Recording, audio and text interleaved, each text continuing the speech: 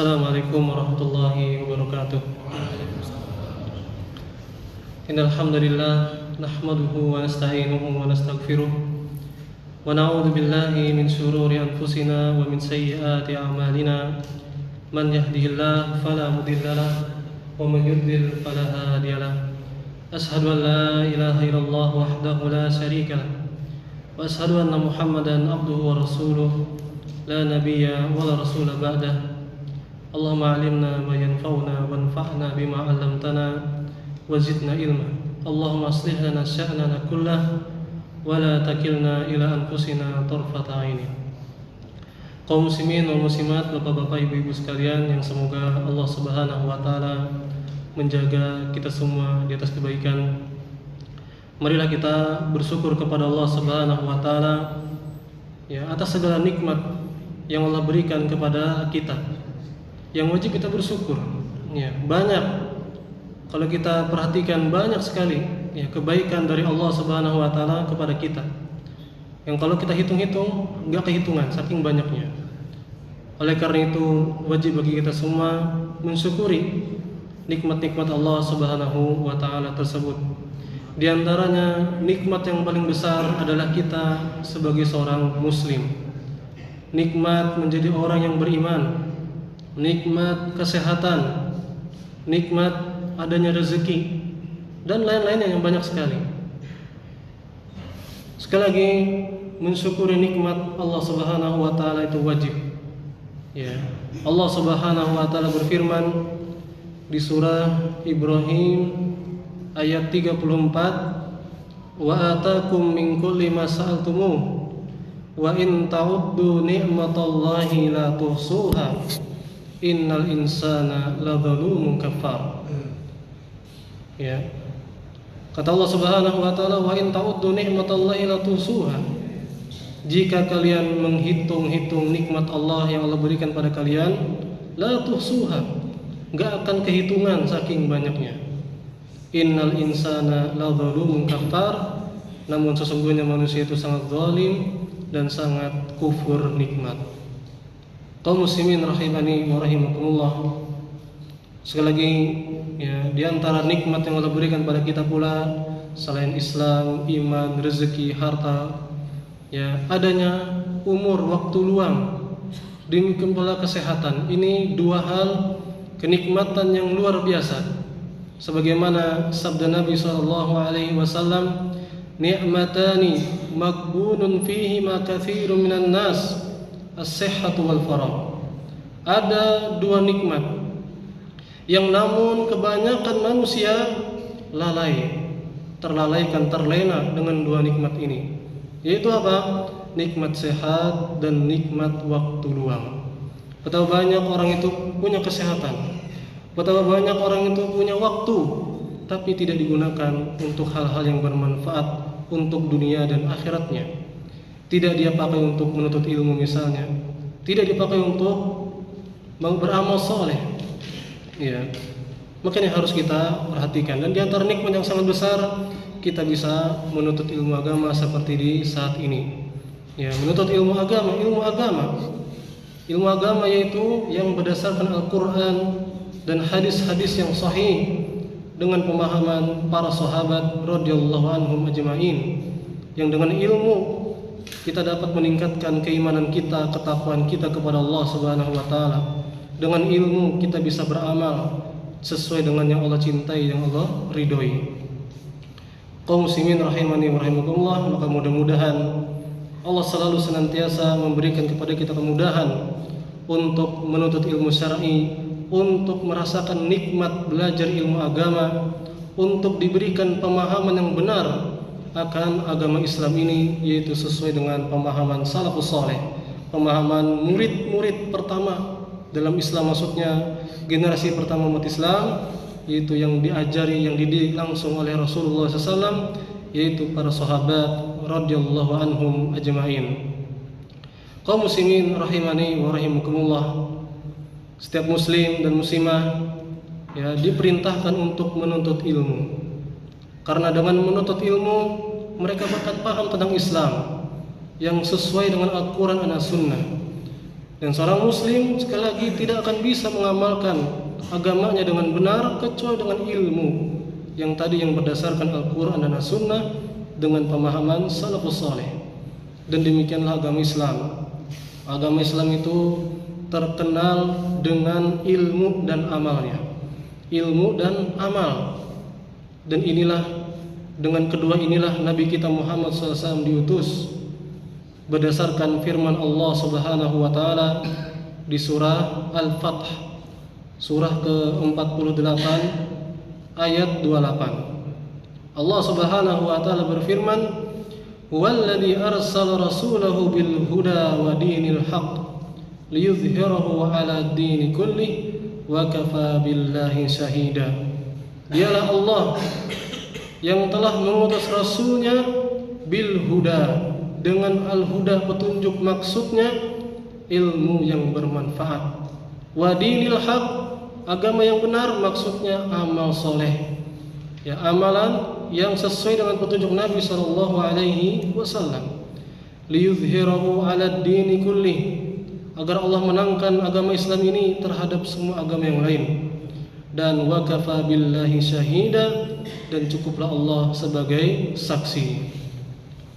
Kaum muslimin rahimani wa rahimakumullah, Allah Subhanahu wa taala mengutus Nabi kita Muhammad sallallahu alaihi wasallam untuk menjelaskan kebenaran dari kebatilan, menjelaskan tentang nama-nama Allah, sifat-sifat Allah, tentang perbuatan-perbuatannya, agar kita mengenal Allah Subhanahu wa taala yang kita sembah selama ini. Jangan sampai kita menyembah siapa? Menyembah Allah. Siapa itu Allah? Tidak mengenalnya.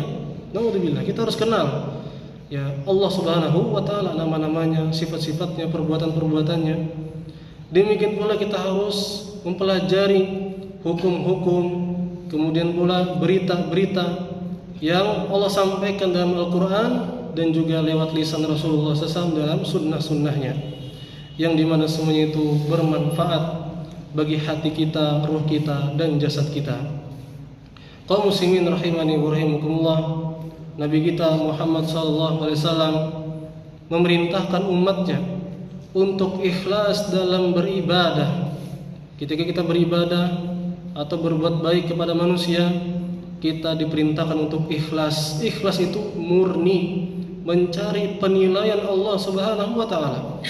Tidak ada penilaian dari makhluk sedikit pun, sehingga makhluk memberikan penilaian kepadanya, dipuji atau dicela, tak berpengaruh sedikit pun baginya. Yang penting dia berbuat apa yang benar, yang dicintai dan diridhoi oleh Allah Subhanahu wa taala. Yang dia cari adalah penilaian Allah Subhanahu wa taala, karena dirinya akan kembali kepada Allah Subhanahu wa taala, karena dirinya akan dimintai, akan ditanya oleh Allah Subhanahu wa taala apa saja yang telah dilakukannya di dunia. Demikian pula Rasulullah SAW memerintahkan kita untuk mencintai Allah. Demikian pula Rasulullah SAW memerintahkan kita untuk berakhlak yang mulia, beradab yang baik, dan beramal saleh. Demikian pula Rasulullah SAW melarang umatnya dari menyekutukan Allah Subhanahu wa taala. Ya, berdoa kita hanya kepada Allah, minta tolong kita hanya kepada Allah langsung. Sebagaimana ayat-ayat dalam seputar tentang bulan Ramadan, di mana Allah sebutkan di situ, wa idza sa'alaka ibadi anni fa inni qarib ujibu da'watad da'i idza da'an falyastajibu li wal yu'minu bi la'allahum yarsudun. Kata Allah Subhanahu wa taala dalam surah Al-Baqarah, masih dalam satu halaman tentang Ramadan, wa idza sa'alaka ibadi anni fa inni qarib. Jika ada yang bertanya dari hamba-Ku kepadamu Muhammad tentangku, langsung Allah jawab, fa inni qarib, aku dekat. Ujibu da'watad da'i idza da'ani, aku menjawab doa orang yang berdoa langsung kepadaku, kata Allah.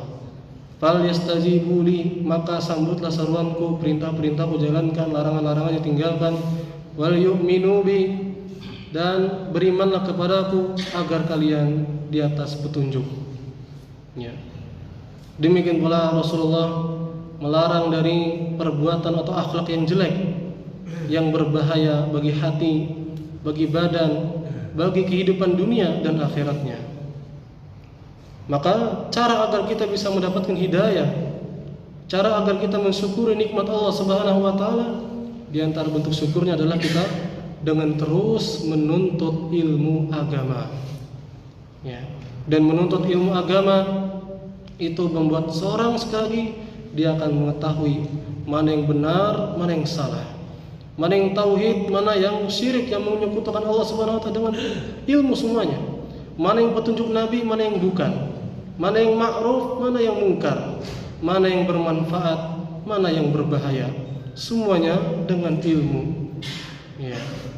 Maka dengan menuntut ilmu, seorang itu akan di atas petunjuk yang akan mengantarkannya kepada kebahagiaan yang sebenarnya di dunia dan di akhirat. Seorang tidak akan bisa bahagia kecuali dengan apa yang Allah cintai, Allah ridhoi. Tidak bisa kita mencari kebahagiaan tanpa lewat apa yang diinginkan oleh Allah Subhanahu wa taala. Kita harus tempuh, dan semuanya Allah tahu apa yang membuat kita bahagia. Maka oleh karena itu kita harus menuntut ilmu agama, kita harus tahu hal-hal yang itulah membuat kita bahagia, yang bahagia yang sebenarnya.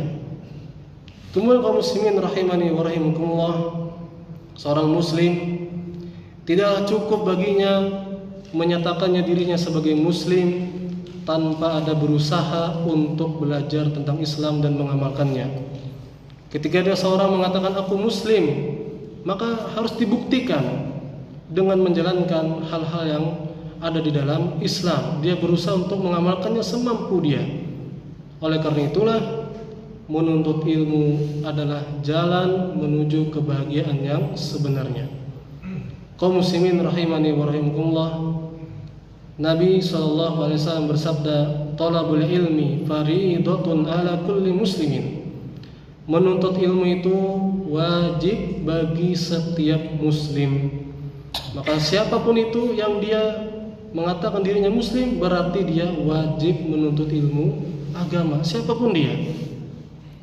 Imam Qurtubi rahimahullah mengatakan, salah seorang ulama tafsir, bahwasanya hukum menuntut ilmu terbagi menjadi dua, ada yang wajib, ada yang fardu kifayah.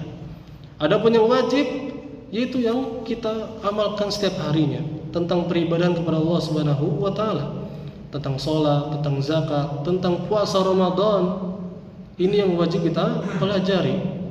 Dan di sana ada yang fardu kifayah yang tidak semuanya wajib mempelajarinya, tapi harus ada yang belajar tentang hal tersebut, seperti tentang ilmu bahasa Arab, ilmu alat dan lain-lainnya. Ya. Kaum muslimin rahimani wa rahimakumullah, kemudian Nabi SAW bersabda tentang menuntut ilmu adalah jalan menuju surga.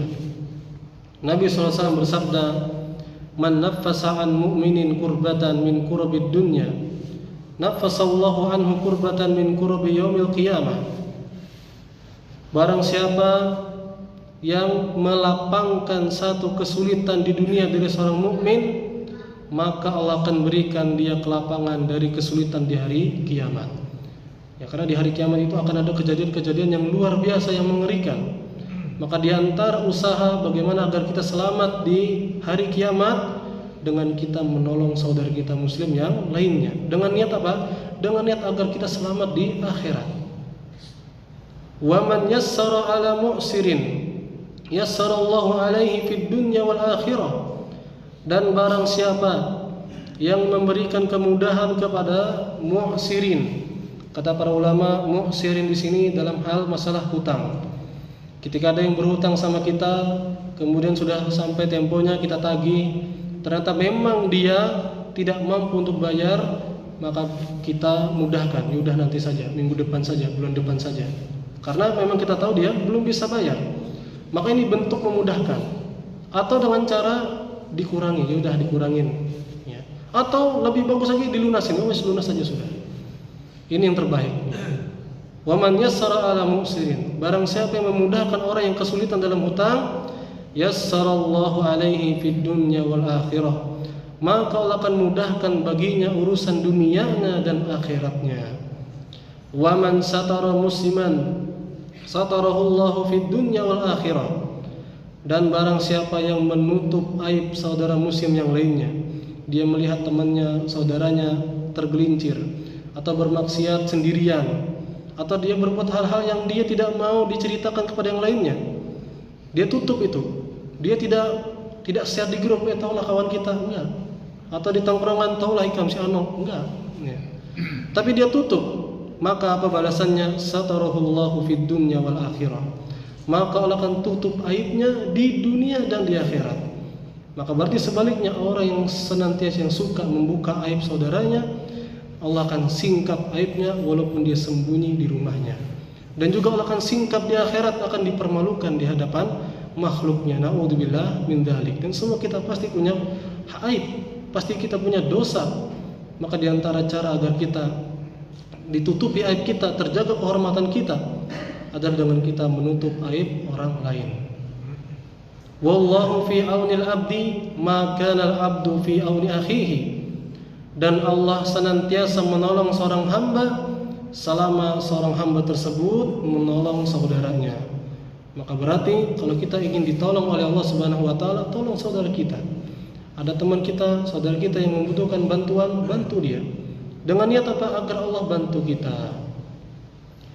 Baru kemudian Nabi sebutkan tentang keutamaan menuntut ilmu. Wa man salaka tariqan yaltamisu fihi ilman sahhalallahu lahu bihi tariqan ilal jannah. Barang siapa yang menempuh suatu jalan untuk menuntut ilmu. Menempuh suatu jalan bisa dengan datang ke sini tadi misalnya, ya secara zahir, jalan kaki ke masjid, duduk, atau dengan cara yang lainnya dengan membaca atau mendengarkan rekaman di HP, ya kepada orang-orang yang memang ahli ilmu. Maka apa? Sahhalallahu lahu bihi tariqan ilal jannah. Maka Allah akan mudahkan baginya jalan menuju surga. Ya, maka kalau kita ingin mudah jalan kita menuju surga, maka teruslah kita menuntut ilmu agama. Karena dengan menuntut ilmu agama, kita akan tahu jalan yang tercepat menuju surga. Karena di sana banyak amal-amalan yang mudah, namun pahalanya sangatlah besar sekali. Di antara misalnya ya salat sunnah, salat sunnah sebelum subuh, 2 rakaat sebelum salat subuh, itu lebih baik daripada dunia dan seisinya kata Nabi. Kemudian di sunnah juga ada kalimatani khafifatani habibatani ila rahman, kata Nabi. Ada 2 zikir yang ringan di lisan tapi dicintai oleh Allah Subhanahu wa taala, thaqilatani fil mizan, dan sangat berat di timbangan di hari kiamat. Yaitu apa? Subhanallah bihamdi, subhanallahil azim. Ringan di lisan namun pahalanya sangat besar. Dan di sana lagi amal-amal yang lainnya yang dapat mengantarkan seorang ke surga dengan pahala yang sangat banyak sekali.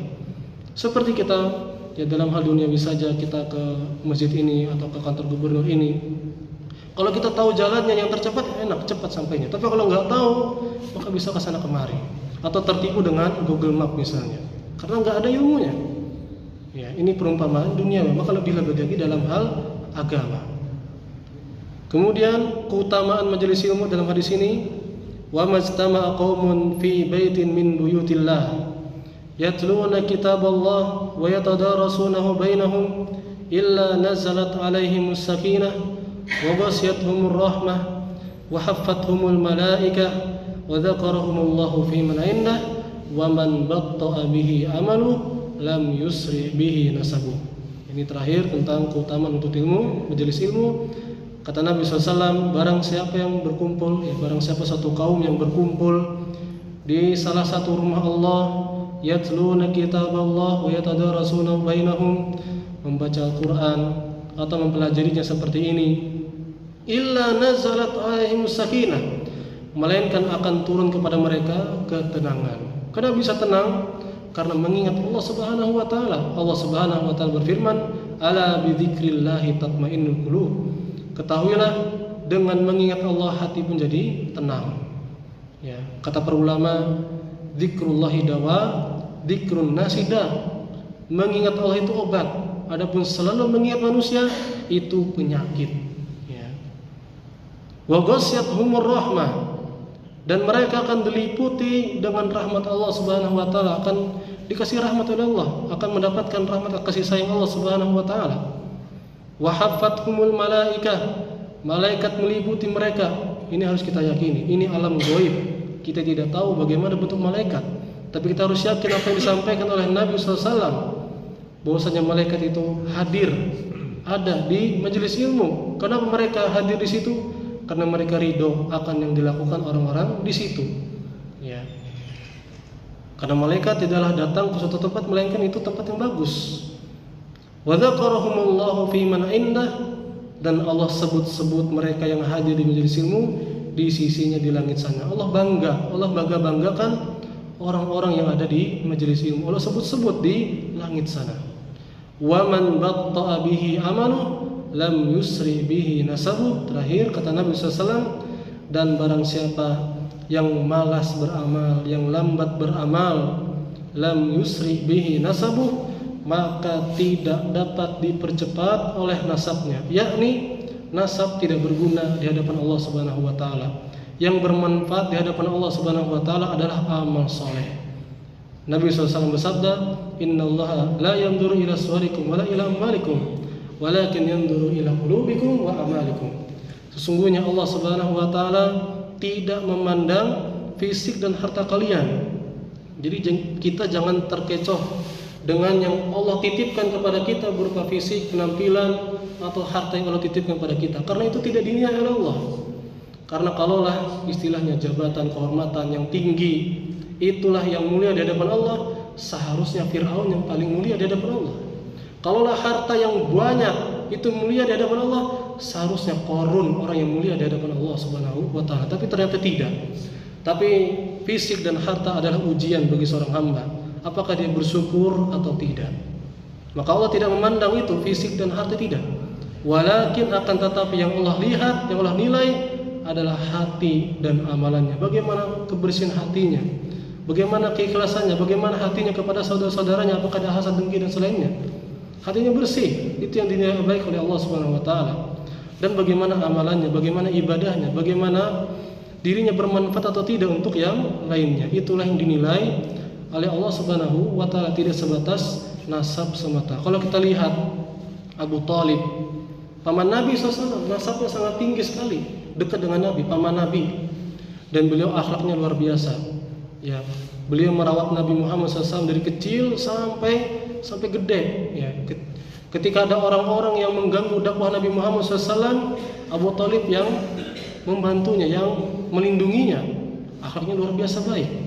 Tapi ketika wafat tidak di atas Islam, tidak berguna di hadapan Allah Subhanahu wa taala. Demikian pula kita lihat para nabi, ada yang anaknya tidak muslim, ada yang istrinya tidak muslim, ada yang ayahnya tidak muslim. Menunjukkan nasab tidak bermanfaat jika tidak disertai dengan keimanan. Inilah kaum muslimin rahimani wa rahimakumullah, tentang keutamaan menuntut ilmu agama, yang mudah-mudahan kita dengan yang disampaikan ini menjadi semangat untuk menuntut ilmu agama, agar kita bisa beribadah dengan sesuai yang Allah cintai dan ridhoi, agar kita bisa bahagia di dunia dan akhirat, agar kita dimudahkan oleh Allah Subhanahu wa taala untuk menempuh jalan menuju surga. Maka terakhir adalah Nabi kita Muhammad SAW itu berdoa di akhir majelisnya. Nabi SAW berdoa, dan ini juga kita berdoa demikian. Allahumma qsim lana min khasyatika ma yahulu bainana wa baina ma'asyik. Ya Allah, curahkanlah kepada kami rasa takut kepadamu yang menghalangi kami dari bermaksiat kepadamu. Wa min ta'atika ma tuballighuna bihi jannatak. Ya Allah, limpahkanlah kepada kami ketaatan kepadamu yang mengantarkan kepada surgamu.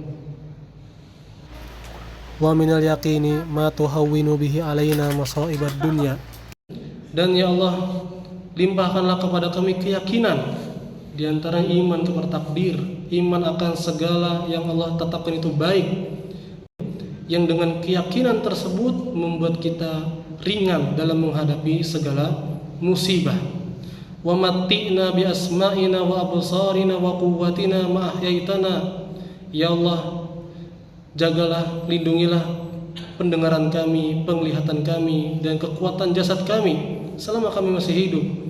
Waj'alhu al-waritha minna wa dha'rana 'ala man zalamana wansurna 'ala man adana Ya Allah, jadikanlah kami hidup di atas kebaikan, dan ya Allah, balaslah orang-orang yang menzalimi kami.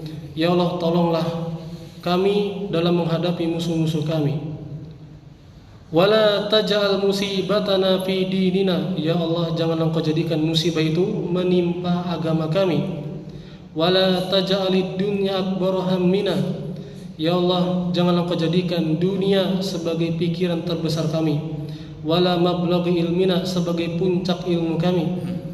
Wala la tusallit alaina man la yarhamuna. Dan ya Allah, janganlah Engkau jadikan orang yang zalim, yang tidak sayang, menjadi berkuasa di atas kami. Inilah doa Nabi SAW di akhir majelisnya yang disebutkan dalam riwayat At-Tirmidzi. Demikian disampaikan, semoga selalu beri kita ilmu yang bermanfaat dan dimudahkan untuk mengamalkannya, istiqomah di atasnya sampai diwafatkan oleh Allah Subhanahu wa taala. Wassallallahu ala nabiyina Muhammad wa ala alihi wasallam.